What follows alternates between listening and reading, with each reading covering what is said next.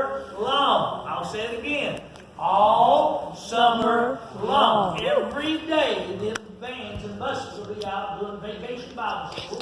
Here's what I need from you. If you'd like to host a neighborhood, let us know. We'd be glad to come sit up here if you'd like to participate in that. We're getting ready to have some meetings on that here in the next few weeks.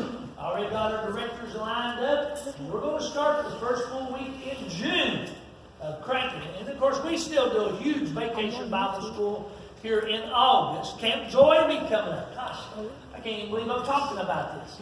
Camp Joy will be coming up, our summer camps. The ladies came back on their ladies' retreat. And once again, we had the largest attendance of any church in the state. You hear that? I got a strange phone call from the hotel people, but that's okay. We'll talk about that later. It's not a big issue at all. You want to record? I just wondered how they got the motorcycle up on the diving board. I'm making that up. Man, I tell you, these girls have a great time.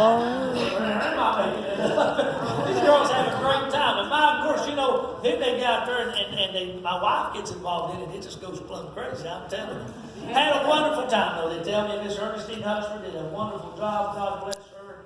I'd like to get her up here one Sunday. I just want, she is such a talented singer, musician, and a wonderful old friend. You know, her two boys are preachers. One preaches in Savannah, runs 8,000 people. Her other boy preached for years in Maranatha, and they run about 8,000.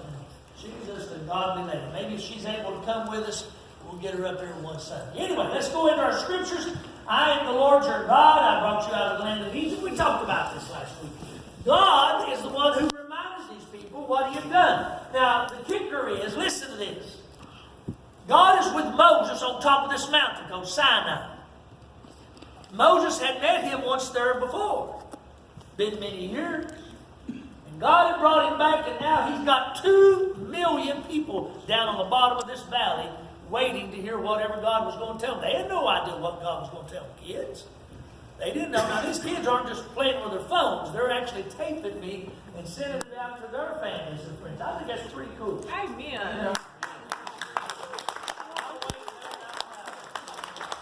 Anyway, let's get into the lesson. Listen to this.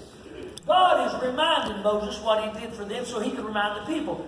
But it had only been 3 months since they left Egypt. 3 months had only passed. And yet we know what happens later on in these same scriptures, how soon they forgot. Why is it that even in the New Testament you read constantly over and over and over, the Apostle Paul would have to come back and visit a church, or Peter would have to come visit a church, or some of the other apostles have to come back and say, hey guys, what are you doing? Sometimes we get lazy in our spiritual walk. Do you know that can happen? Every day I start out the same day. I get up at 5 o'clock in the morning. I get up, say my prayers, I talk to the Lord, I start getting ready, I go out and work around my property, go to the promised land. But every day I say, well, I'm going to do a little more exercise. I need some more exercise. And by 7 o'clock, I've usually forgot about that idea, and I'm doing something. It's just like everything's a habit. So here's what I want you to do tomorrow, kids and adults. I want you to continue to read God's Word every day when you get out of bed. Brother Joel used to say he would not go to the bathroom until he read God's Word. And he was an old man when the Lord called him home. He wasn't ancient, but he was up in age and a sickly man. But he said, that's just important to me. I need to hear from God so I can share with that. And that's what we go on here. And in these next 2 verses, actually the first 4 verses in Hebrew or in Exodus deals with how you treat God. The next 6 is how you treat people. But if you don't get God straight, you ain't going to be good people. It's just really that plain and simple. But if you get God on your side, listen, then you'll start treating people better. Even your own family, you'd be surprised. And here's what he says. You shall have no other gods before me. And you shall not make yourselves a carved image, anything that is in heaven above, or that is in earth beneath, and that is in the water under the earth. You shall not bow down to them, nor serve them. For I am the Lord your God. Notice it's in big words there. Italicized. I am the Lord your God. I'm a jealous God, visiting the iniquities of the fathers upon the children of the 3rd and the 4th generations of life. Ever since the beginning of time, God has had a fight and a battle for one thing. And He's still fighting for this same thing. Listen to me. He is fighting for your heart. Where is your heart with God? Is He number one in your life, kids? Adults, is He really the most important thing with you? You know, they asked Jesus later on in His ministry. They tested Him and they came and said, "Tell us, Rabbi." The word rabbi in the Bible means teacher.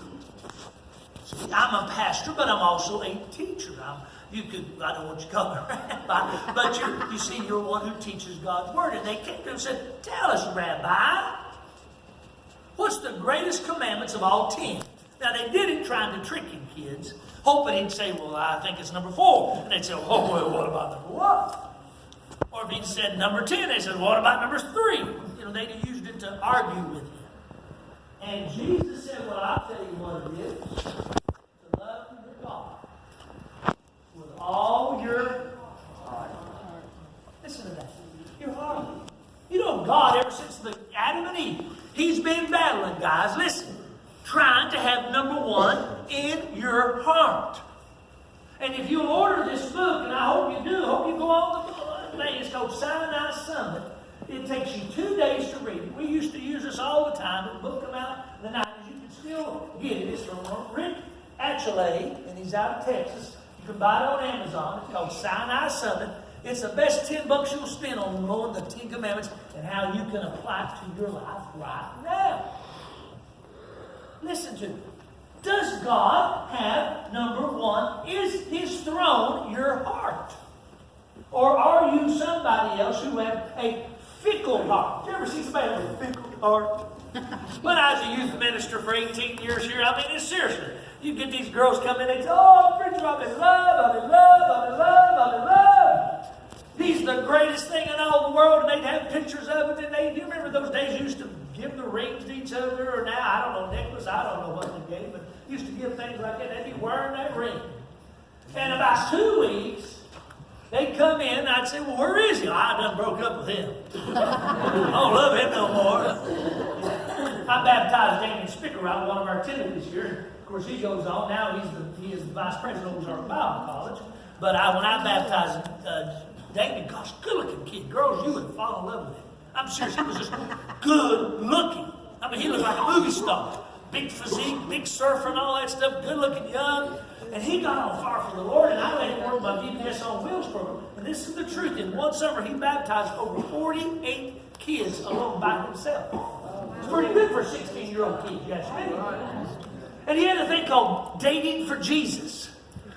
He would go date these beautiful girls because they'd fall in love with him. He'd baptize them, and then he'd dump them.